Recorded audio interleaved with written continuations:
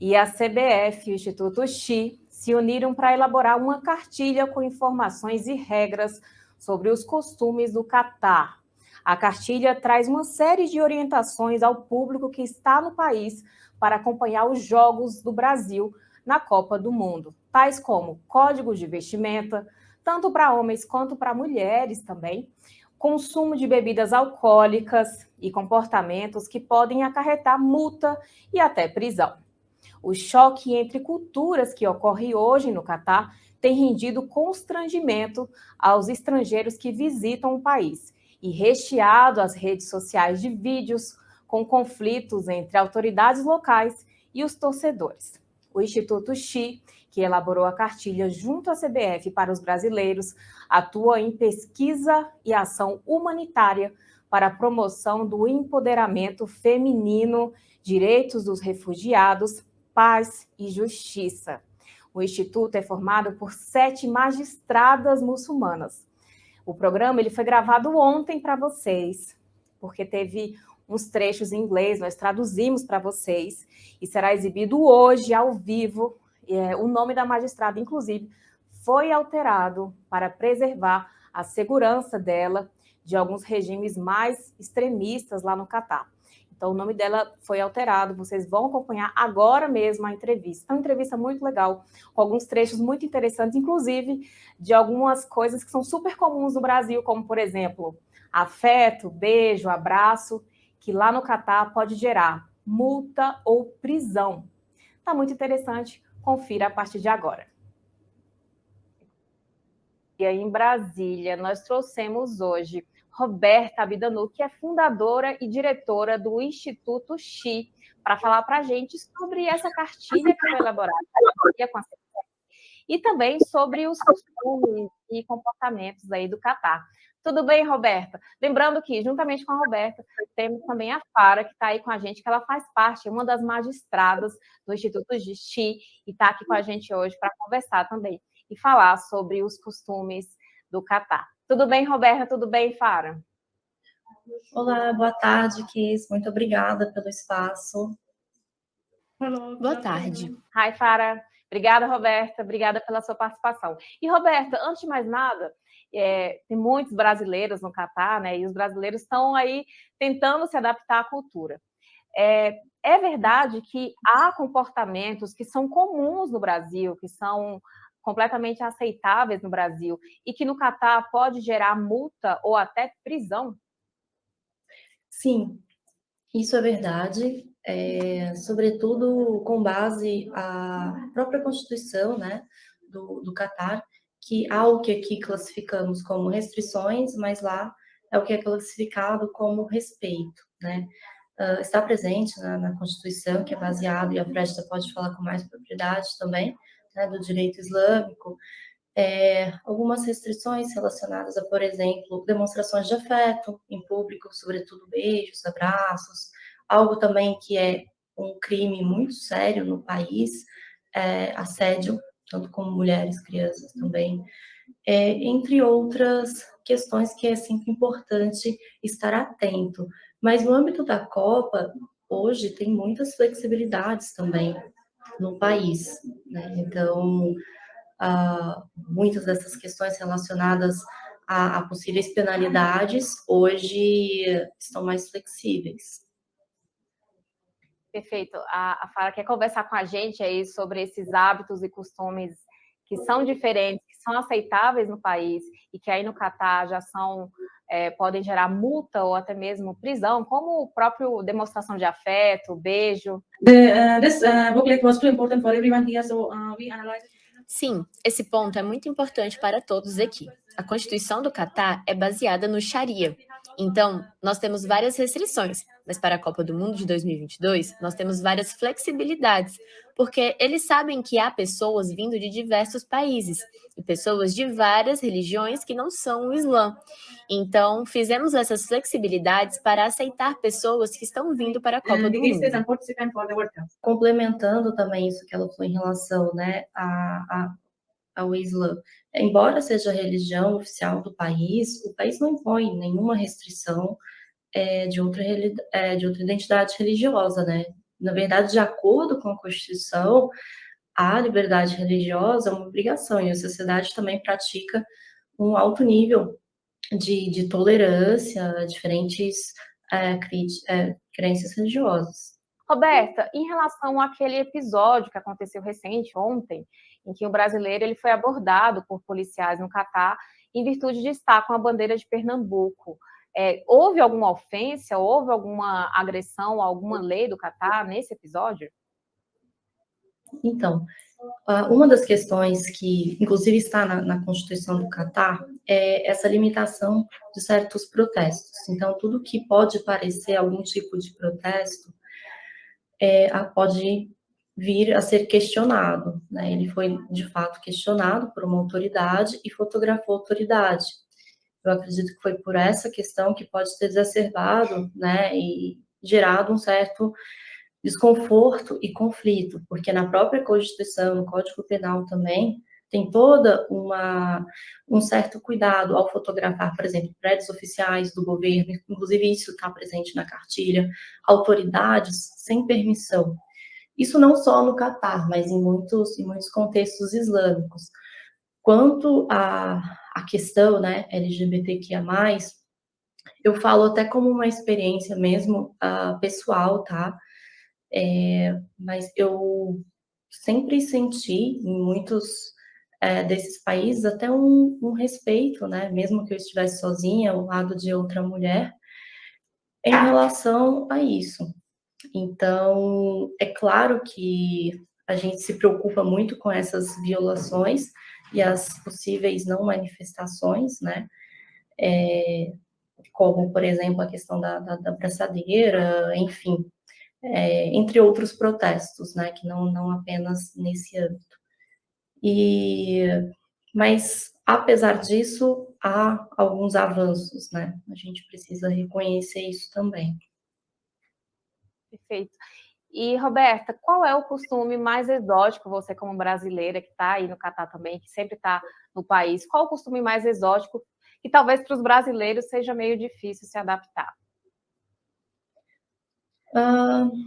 Olha, eu acho que essa questão, muitas vezes, do toque, né, de encostar nas pessoas, o brasileiro, muitas vezes, é muito festivo, gosta muito de abraçar, ou às vezes vai falar, encosta, é até algo que as próprias afegãs, quando chegaram, né, no Brasil, estranharam.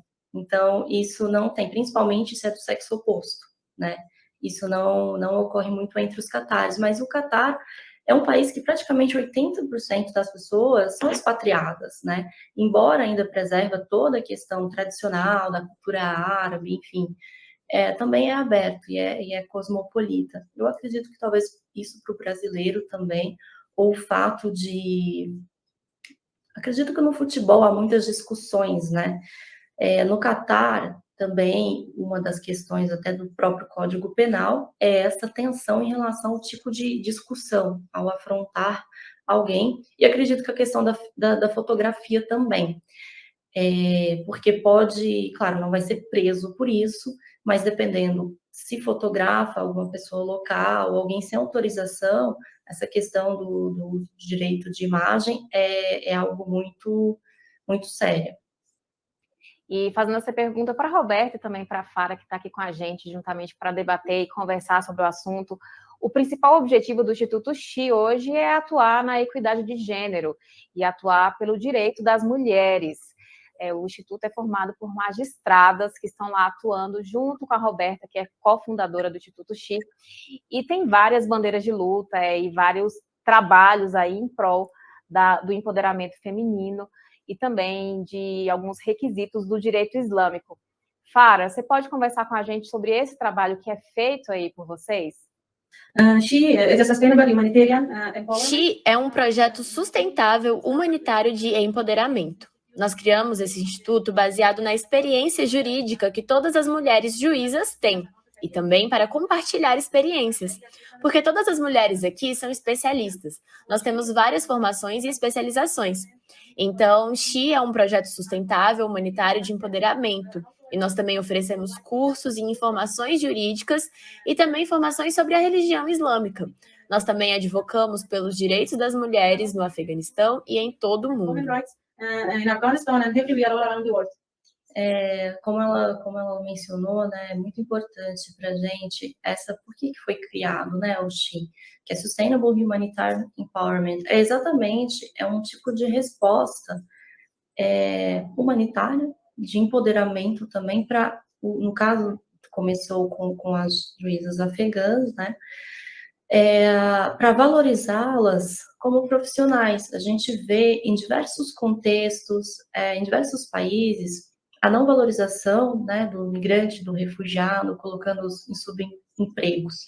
É muito importante poder valorizar, né, resgatar essa dignidade, porque já tem um trauma de sair do próprio país forçado, né? Então, poder, por meio do direito que todas elas, né, elas estudaram para ser juízas, e algo muito assim marcante no Afeganistão, porque elas representam a primeira geração de juízas mulheres, né, neste caso, e sempre para promover uma justiça equitativa, e muitas delas, né, atuavam em cortes focadas realmente no direito das mulheres, direito penal também.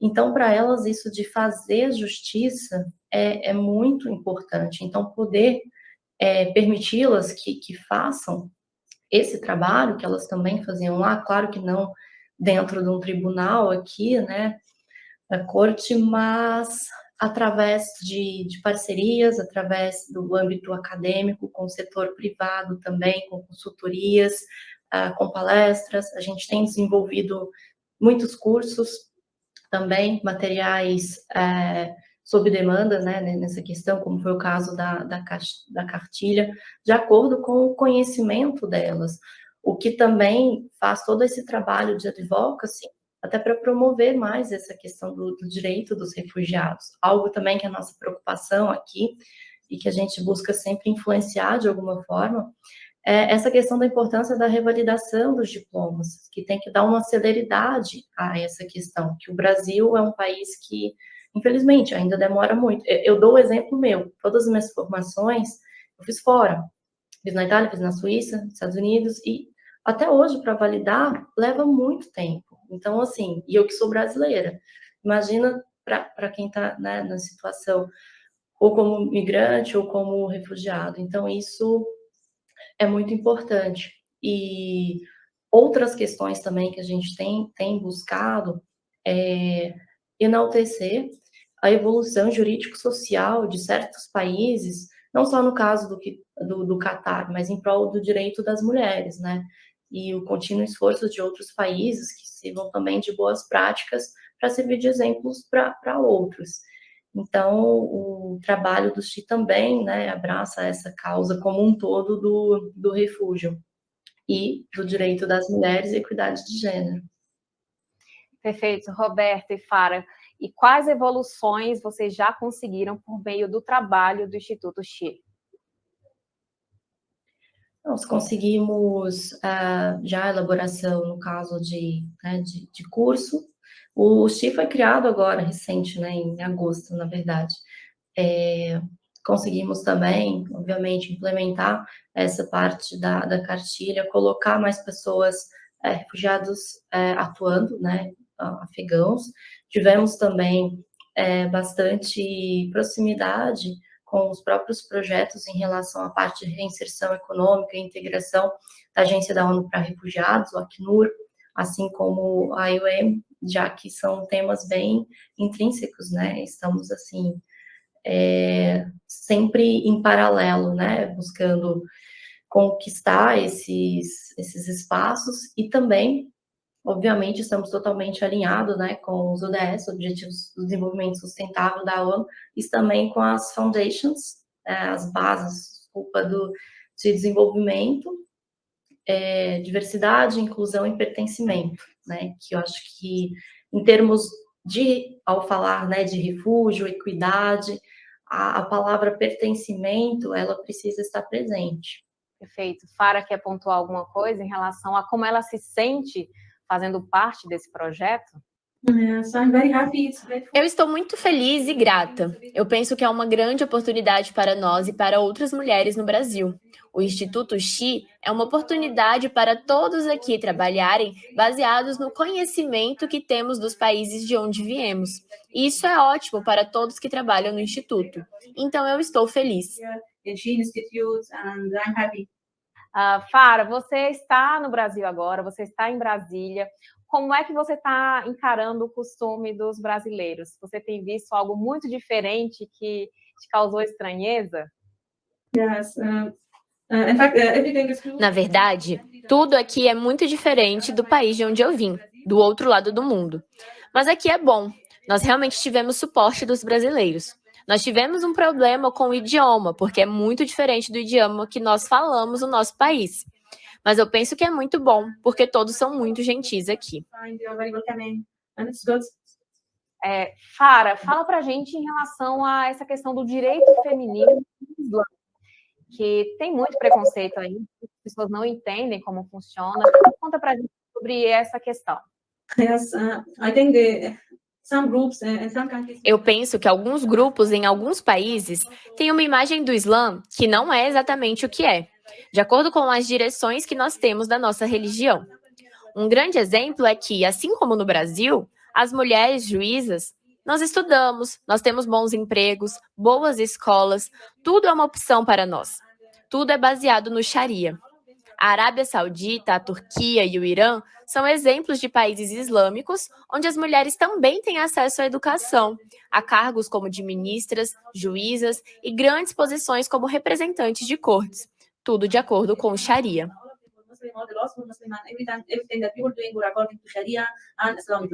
Perfeito. Para mim foi também muito interessante saber que vocês ocupam cargos de poder também, muito legal. Bacana saber disso. Sim, perfeito, não, perfeito. Quer complementar também a resposta da Fara? Não, eu complemento apenas, assim, é bem admirável essa força delas e é o que ela falou, né? Todos esses direitos que elas tinham, mesmo era uma república islâmica, né? O Afeganistão. E aí, com a retomada de poder do Talibã, que é um grupo, de fato, extremista e que muitas vezes usa o nome do Islã como pretexto, né? O que é totalmente equivocado e não condiz com o direito islâmico, com a Sharia, né? Que é a lei islâmica. Enfim, então, para elas, ocupar esses cargos, muito... O Catar também, no caso, né? Não só, mas o Afeganistão anteriormente tinha Catar, Jordânia, enfim, diversos contextos onde há mulheres em posições, sim, de poder, onde tem como pilar básico, digamos assim, né, o empoderamento, questões de gênero e acesso. Então, reforçando assim, ela também sempre lamenta essa questão do fato da retomada de poder do Talibã, que limitou tudo isso, né? A gente vê essas violações constantes, como a gente tem visto também no Irã, que é outra pauta que elas aqui abraçaram muito. A gente até estamos trabalhando num documento sobre o caso da Mahsa Amini, né, em relação aos protestos do Irã, do direito das mulheres ali, que precisa ser preservado. Roberta, Fara, muitíssimo obrigada.